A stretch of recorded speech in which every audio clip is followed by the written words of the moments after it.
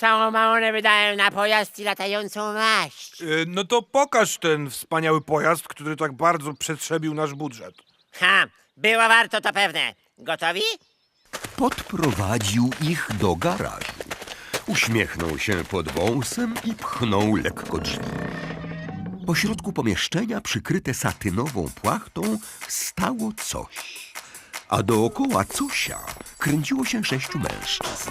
Gdy tylko ujrzeli gości, zwarli szyki, stanęli w szeregu, prezentując szczere uśmiechy. Numer 6-7, a grubas na samym końcu błyskał wyjątkowo obrzydliwą 9.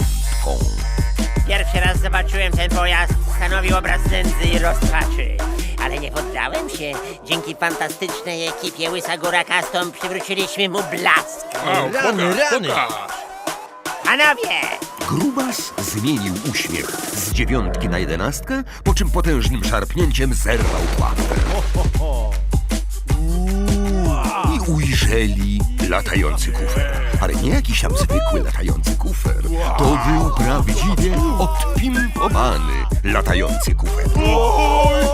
Co to za O, ja cię, ale wypas! Ale nie mogę w to uwierzyć po prostu! Mogę to zjeść! Rany, nie mogę się doczekać! Amazing! Jakie kolory! Kiedy ta maszyna trafiła do warsztatu, jej napęd stanowiły jedynie ramiona Miermiła. Teraz ma zamontowany 6-rzędowy fałdek o mocy 200 bucianów mechanicznych. Zastanawiałem się, w jaki sposób zwiększyć komfort podróżowania. Zdecydowałem się na skórzaną tapicerkę z wyhaftowanym logo naszego zakładu.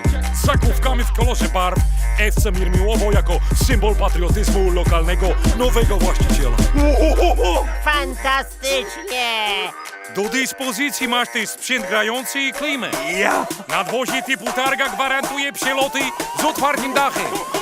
No dobra, Miermił, masz tu kluczyki. I jeszcze jedno, oficjalnie odpimpowaliśmy ci brykę. Kiedy twoje fruwadło wygląda jak stare madło, odwiedź custom Łysa Góra, Łysa Góra, Łysa Góra. Wypas będzie fura. Oh yeah!